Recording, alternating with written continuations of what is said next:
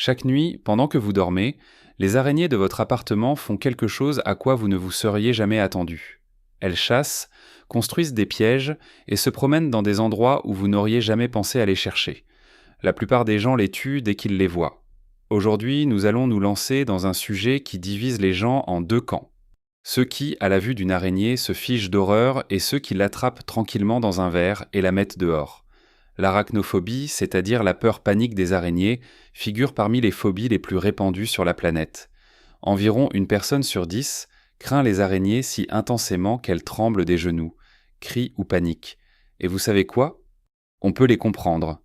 8 pattes, plusieurs paires d'yeux, un mouvement silencieux et furtif, des chélicères venimeuses. Cette créature semble avoir été conçue délibérément par la nature pour nous provoquer de l'effroi. Mais que diriez-vous si vous appreniez que presque tout ce que vous croyez sur les araignées est une absurdité totale ? Les araignées ne chassent pas les humains. Elles ne se glissent pas la nuit dans votre lit pour vous mordre. La grande majorité d'entre elles est complètement inoffensive pour l'homme. Et qui plus est, elles sont parmi les protecteurs les plus importants de nos récoltes, de notre santé et de tout l'écosystème. Aujourd'hui, nous allons parcourir 50 faits sur les araignées. De la biologie au record, de la chasse à la médecine. Après cet épisode, vous regarderez ces créatures à 8 pattes d'une façon totalement différente. Je vous le promets. Commençons par les bases. Qui est vraiment l'araignée et en quoi diffère-t-elle des créatures avec lesquelles les gens la confondent sans cesse ? La plupart des gens considèrent les araignées comme des insectes. C'est une erreur fondamentale. Les araignées appartiennent à la classe des arachnides et diffèrent des insectes de façon essentielle. Les insectes ont 6 pattes et 3 segments corporels, tête, thorax et abdomen. L'araignée a 8 pattes et seulement 2 segments, céphalothorax et abdomen. C'est une différence similaire à celle entre un poisson et une grenouille. Les deux vivent près de l'eau, mais ce sont des organismes complètement différents. Les parents les plus proches des araignées ne sont pas les mouches ou les coléoptères, mais les scorpions, les acariens et les opilions. Tous appartiennent à la classe des arachnides. Donc si les araignées ne vous sont pas sympathiques, réfléchissez. La tique que vous vous êtes retirée de la peau l'été dernier est leur cousin éloigné, et le faucheur aux longues pattes fines, que vous croisez souvent dans la maison, est issu de la même lignée. Sur Terre, il existe aujourd'hui plus de 48 000 espèces d'araignées officiellement décrites, et les scientifiques sont convaincus que ce n'est pas le chiffre définitif. Chaque année, 100 à 300 nouvelles espèces apparaissent. La plupart sont de petites créatures peu étudiées, vivant dans des endroits difficiles d'accès. Les araignées ont colonisé tous les continents à l'exception de l'Antarctique et se trouvent à des altitudes allant jusqu'à 6000 mètres. Elles ont été trouvées dans l'Himalaya, au-dessus du camp de base de l'Everest, là où il y a à peine assez d'air et de vie. Elles existent pourtant. L'âge des araignées, en tant que groupe, est estimé à environ 380 millions d'années. Elles ont survécu à toutes les extinctions de masse, y compris celle qui a tué les dinosaures. À l'époque où il n'y avait pas encore de fleurs sur Terre, pas d'oiseaux ni de mammifères, les araignées tissaient déjà leurs fils. Cette créature est plus ancienne que la plupart des formes de vie que nous avons l'habitude de voir autour de nous. Les plus anciennes araignées que nous connaissons grâce aux découvertes fossiles savaient déjà produire de la soie, mais ne construisaient pas encore de toile captatrice circulaire. La toile captatrice circulaire est une invention évolutive relativement tardive, vieille d'environ 130 millions d'années. Avant, les araignées utilisèrent la soie pour tapisser leurs terriers, protéger leurs œufs et envelopper leurs proies. La capacité de transformer la soie en piège architectural est l'un des plus grands sauts évolutifs de l'histoire des arthropodes. Parmi les fossiles d'araignées, des échantillons d'ambre ont été trouvés avec des araignées conservées vieilles de jusqu'à 100 millions d'années. Ces découvertes permettent d'étudier les détails de la structure corporelle avec une précision inégalée dans l'étude des fossiles de pierre. Dans certains morceaux d'ambre, des scènes entières de chasse ont été découvertes.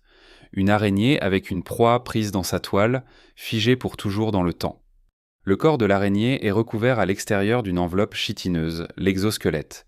Celui-ci sert simultanément de protection et de squelette. Les araignées n'ont pas du tout de squelette interne. Quand l'araignée grandit, la carapace ne s'étend pas. Elle est trop rigide pour cela. C'est pourquoi l'araignée doit périodiquement se débarrasser de son ancienne carapace et en laisser pousser une nouvelle. Ce processus s'appelle la mue. Au moment de la mue, la carapace se fissure le long d'une suture spéciale. L'araignée extrait lentement tout son corps, les pattes, les chélicères, même la garniture intérieure de certaines parties de l'œsophage, et reste complètement molle et sans défense pendant quelques heures jusqu'à ce que le nouvel exosquelette durcisse. Pendant cette période, l'araignée se cache le plus profondément possible et ne bouge pas. Les yeux des araignées, c'est un chapitre à part entière qui mériterait une vidéo séparée. La plupart des espèces en ont 8, mais il existe aussi des espèces avec 6, 4 ou même seulement 2 yeux. Malgré un nombre aussi élevé d'yeux, la vue de la plupart des araignées est paradoxalement faible. Elles réagissent bien aux mouvements, mais distinguent difficilement les détails, et elles perçoivent les couleurs d'une façon complètement différente de la nôtre. La cause principale est la structure de leurs yeux. Les araignées n'ont pas de pupilles pour réguler l'apport de lumière et leur manque le mécanisme d'accommodation que nous connaissons. Les araignées sauteuses font exception. Elles ont 2 grands yeux centraux disposés comme un véritable binocle avec zoom télescopique. Les scientifiques ont découvert que la rétine de ces yeux se déplace littéralement à l'intérieur de la tête. Des muscles spéciaux la font pivoter dans différentes directions, tandis que l'enveloppe extérieure de l'œil reste immobile. C'est une solution constructive absolument unique dans tout le règne animal. Grâce à cela, les araignées sauteuses voient de minuscules détails à une distance incroyable par rapport à leur taille, comme si elles regardaient à travers des jumelles. Le sang des araignées est bleu, pas au sens figuré, littéralement. Au lieu de l'hémoglobine, qui donne à notre sang sa couleur rouge grâce à sa teneur en fer, les araignées ont de l'hémocyanine, une substance à base de cuivre. C'est précisément le cuivre qui donne à leur sang sa teinte bleutée. Les pieuvres, les crabes et certains escargots ont la même propriété. Le sang bleu transporte moins bien l'oxygène à des températures élevées, mais est plus efficace dans un climat froid, ce qui explique en partie pourquoi les araignées vivent si bien dans les montagnes et aux latitudes tempérées. La respiration de l'araignée fonctionne complètement différemment de la nôtre. La plupart des espèces ont ce qu'on appelle des poumons lamellaires, des organes spéciaux organisés comme une pile de fines lamelles avec des gouttelettes d'air entre elles. Par ces poches, le sang se sature en oxygène provenant de l'air qui pénètre par de petits orifices sur l'abdomen. Certaines espèces respirent en plus par des trachées de fins tubes qui traversent le corps et livrent l'oxygène directement au tissu. La combinaison des 2 systèmes permet aux araignées de supporter une faible teneur en oxygène et des fluctuations de pression considérables. Les pattes de l'araignée, c'est un véritable miracle d'ingénierie et un miracle qui n'est pas évident à première vue. Dans les pattes de l'araignée, il n'y a absolument aucun muscle extenseur. Les araignées étendent leurs pattes grâce à la pression de l'hémolymphe. C'est une sorte d'hydraulique. Quand l'araignée augmente la pression du liquide dans la patte, celle-ci se redresse. Quand la pression diminue, les muscles fléchisseurs rétractent la patte. C'est précisément pour cela qu'une araignée morte est toujours couchée avec les pattes contractées. Dès que le cœur cesse de battre et que la pression chute, les pattes se replissent vers l'intérieur. Une araignée vivante, tant qu'elle se déplace, est une machine hydraulique fonctionnelle. Le même système permet aux araignées sauteuses de sauter extrêmement rapidement. Une augmentation soudaine de pression et le corps se propulse vers l'avant. Je me souviens que, quand j'étais enfant, j'ai attrapé une araignée et je l'ai mise dans un grand bocal en verre. J'avais fait des trous dans le couvercle, j'avais mis de l'herbe à l'intérieur. Je croyais avoir tout fait correctement.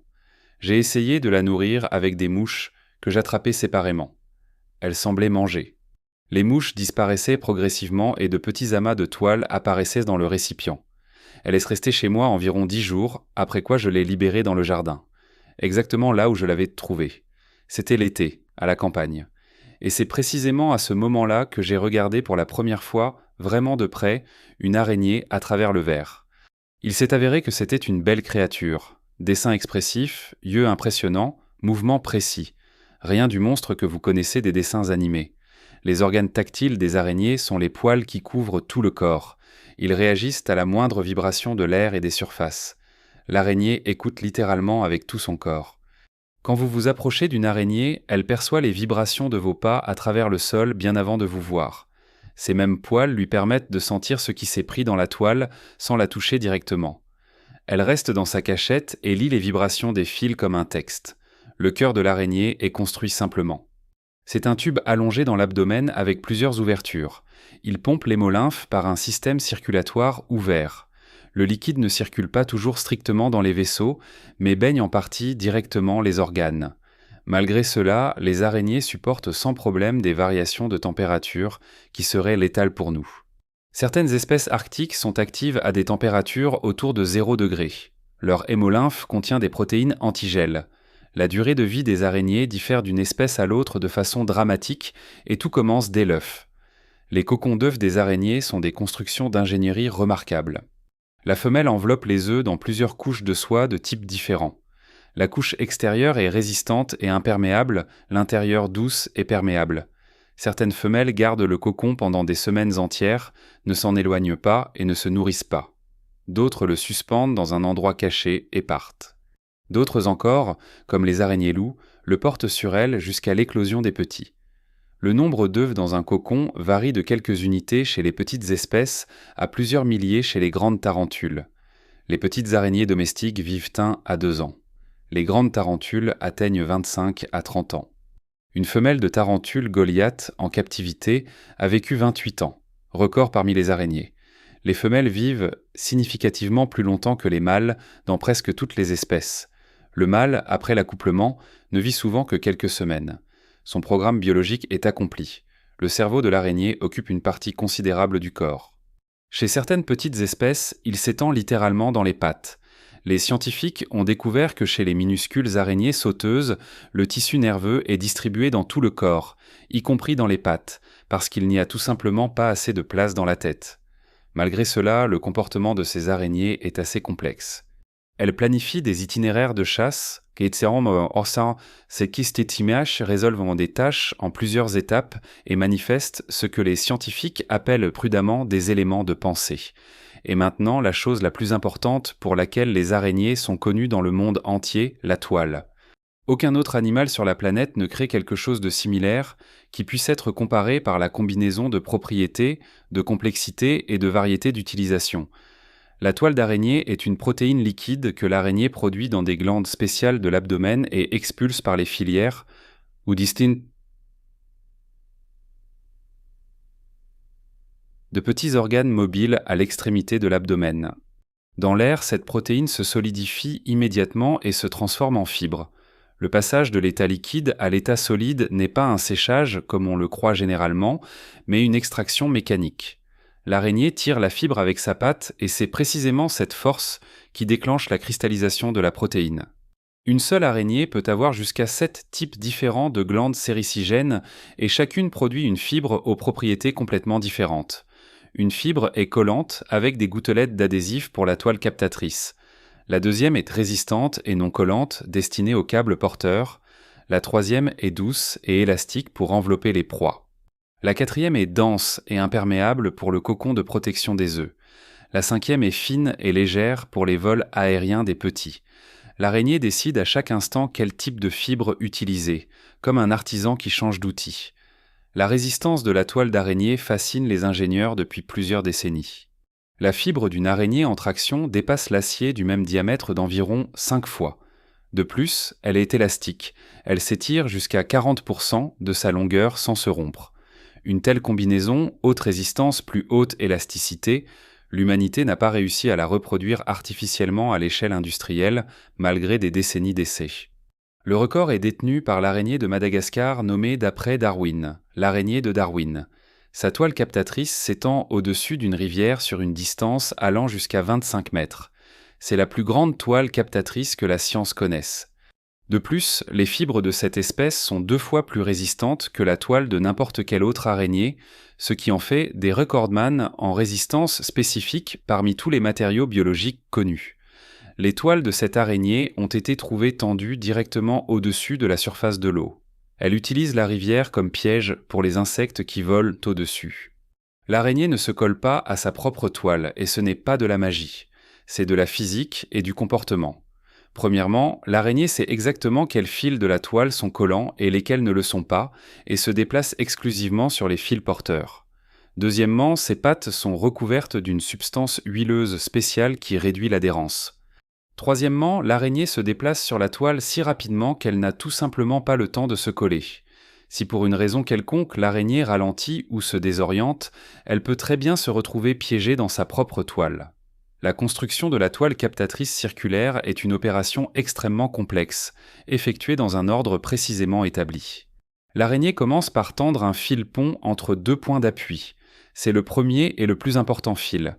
Elle ajoute ensuite des fils porteurs sur la circonférence et crée le cadre. Suivent les fils radiaux, les rayons de la roue du centre vers les bords, et seulement à la fin, elle enroule la spirale collante en procédant du bord vers le centre. L'ensemble du processus dure de 30 minutes à 1 heure. L'araignée fait cela sans aucun apprentissage, sans plan, seulement avec un programme géométrique inné dans le système nerveux. Les jeunes qui n'ont jamais vu une araignée adulte tisseront correctement une toile circulaire dès le premier essai. La toile d'araignée est une ressource coûteuse. Pour la produire, l'araignée consomme une quantité considérable de protéines et d'énergie. C'est pourquoi les araignées mangent la vieille toile ou celle abîmée et retournent le matériau dans l'organisme pour le réutiliser. Beaucoup d'espèces démontent la toile captatrice chaque matin et en construisent une nouvelle le soir. Et ainsi, jour après jour. La toile consommée est digérée, la protéine est décomposée en acides aminés et sert à construire un nouveau fil. C'est un système de recyclage pratiquement parfait. Toutes les araignées ne construisent pas des toiles captatrices circulaires. C'est une idée reçue répandue. Parmi les 48 000 espèces, il existe un nombre inépuisable de styles architecturaux. Les araignées en entonnoir tissent une feuille plate avec un refuge tubulaire dans un coin. L'insecte tombe sur la feuille et glisse dans l'entonnoir directement vers la gueule de l'hôte. Les tisserines construisent des toiles tridimensionnelles chaotiques de fibres croisées irrégulièrement qui capturent les insectes volants dans l'air. Les araignées en sac tissent un sac tubulaire et restent à l'intérieur avec les pattes sorties. Chaque style architectural est la réponse à une situation de chasse spécifique et à un environnement spécifique. Avez-vous déjà remarqué qu'une toile d'araignée dans une pièce couverte après un certain temps de poussière paraît grise ? C'est parce que la toile fraîche est presque invisible. Elle est transparente comme du verre et sans éclairage par derrière, vous la voyez avec grande difficulté. C'est précisément cette invisibilité qui en fait un piège si efficace. Écrivez dans les commentaires si vous avez déjà marché avec le visage directement dans une toile d'araignée dans la forêt ou dans le jardin. Je suis sûr que chacun d'entre vous en a fait l'expérience. L'araignée aquatique, l'argironnette, est la seule araignée au monde qui passe presque toute sa vie sous l'eau. Elle y construit un véritable foyer subaquatique en toile d'araignée, une cloche à air. L'araignée apporte de l'air de la surface sur son abdomen où des poils spéciaux le retiennent et l'injecte sous la coupole de toile. À l'intérieur de la cloche se trouve de l'air sec dans lequel l'araignée vit, chasse et se reproduit. C'est la seule habitation d'air subaquatique connue parmi tous les arthropodes. Les jeunes araignées utilisent la toile pour voyager. Ce phénomène s'appelle le vol par ballon. Le jeune monte sur un endroit élevé, étend vers le haut de longs fils et le vent l'emporte vers l'inconnu. Ainsi, les araignées se dispersent sur des distances de centaines de kilomètres. Des jeunes araignées ont été trouvées dans l'air à des altitudes de plusieurs kilomètres et sur l'océan ouvert, loin des côtes. Mais récemment, les scientifiques ont révélé quelque chose d'encore plus remarquable. Les jeunes araignées peuvent décoller même par temps complètement sans vent, grâce au champ électrique naturel de la Terre. Les fibres de soie se chargent électrostatiquement et se repoussent de la surface. L'araignée décolle littéralement sur l'électricité. La toile d'araignée a diverses couleurs et ce n'est pas un hasard. La plupart des toiles sont transparentes ou blanches, mais certaines araignées tropicales tissent des toiles jaunes. Les scientifiques ont découvert que la couleur jaune attire les abeilles et d'autres pollinisateurs qui volent vers les fleurs jaunes. L'araignée camoufle son piège en fleurs. Il existe également des espèces dont la toile réfléchit la lumière ultraviolette. Les insectes perçoivent la lumière ultraviolette mieux que nous et volent vers ces signaux, confondant la toile avec une source de lumière réfléchie. La résistance de la toile d'araignée dépend de la vitesse à laquelle l'araignée la tire. Plus vite, plus la fibre est résistante. Les scientifiques ont démontré que l'araignée régule instinctivement la vitesse d'extraction en fonction de la destination de la fibre. Elle tire lentement les fils porteurs et avec effort, ils sont particulièrement résistants. Elle enroule rapidement les spirales captatrices. Celles-ci sont plus élastiques. C'est un réglage mécanique fin que l'araignée effectue automatiquement.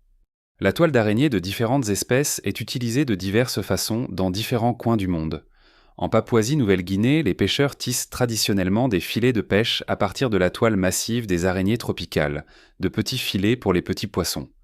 La résistance des fibres de toile permet à ces filets de supporter le poids de la prise. Dans certains pays d'Asie du Sud-Est, la toile d'araignée était utilisée pour arrêter les saignements mineurs. Elle possède en effet certaines propriétés hémostatiques. Maintenant, la chasse. Et ici, les araignées sont très sous-estimées. Loin s'en faut que toute chasse à l'aide de toiles. C'est une autre idée reçue répandue. Parmi les 48 000 espèces, environ la moitié chassent activement les proies, sans filet. Elles poursuivent, sautent, tendent des embuscades, nagent. Chaque espèce avec sa propre méthode, ciselée par des millions d'années d'évolution. Les araignées-loups chassent comme de véritables prédateurs en terrain ouvert. Elles ne construisent pas de toiles captatrices, mais ont une vue perçante et une grande vitesse. Dès qu'elles aperçoivent une proie, l'araignée-loup la poursuit, la rattrape et saute dessus. Après l'accouplement, la femelle attache le cocon d'œuf aux filières et le porte avec elle partout où elle va. À l'éclosion, les petits montent sur le dos de la mère et voyagent là pendant quelques jours jusqu'à ce qu'ils soient suffisamment indépendants. La femelle ne cesse pas de chasser, avec toute la masse grouillante de petits sur le dos. L'araignée Bolas a inventé un truc de chasse qui mériterait un livre à part entière. Elle ne construit aucun filet. En revanche, elle balance sur un long fil une boule collante recouverte de phéromones, des substances chimiques qui imitent l'odeur de la femelle d'un certain type de papillon de nuit. Les différentes espèces d'araignées Bolas imitent les phéromones de différentes espèces de papillons de nuit. Les mâles des papillons de nuit volent vers l'odeur et finissent piégés sur la boule collante. L'araignée pêche littéralement avec un appât vivant à phéromones. Et ce qui est particulièrement stupéfiant, à différentes heures de la journée, la même araignée change la composition chimique de l'appât et imite les phéromones d'autres espèces de papillons de nuit qui volent à d'autres heures de la nuit. L'araignée cracheuse venimeuse crache son venin sur sa proie et le fait avec une précision stupéfiante. À une distance allant jusqu'à 30 cm, elle tire à travers ses chélicères 2 jets de venin en zigzag, mélangés à de la soie. Ce mélange se fixe immédiatement à la proie et l'immobilise. L'araignée y parvient sans rater, même dans l'obscurité totale. L'ensemble du processus, de la décision au tir, dure un 6/100 de seconde.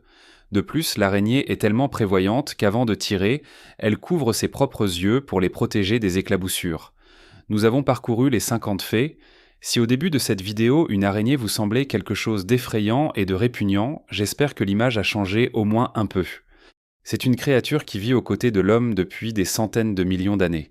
Elle ne nous chasse pas, elle ne nous veut aucun mal. Elle fait simplement son travail en silence, méthodiquement, dans les coins de nos maisons et dans les profondeurs des forêts, et elle le fait mieux que n'importe quel ingénieur ou biochimiste que nous ayons jamais formé. Si ces informations vous ont été utiles, je serai reconnaissant pour votre soutien. Le lien se trouve dans la description. Merci de regarder. Et n'oubliez pas, la prochaine fois que vous verrez une araignée, réfléchissez à 2 fois avant de lever la chaussure.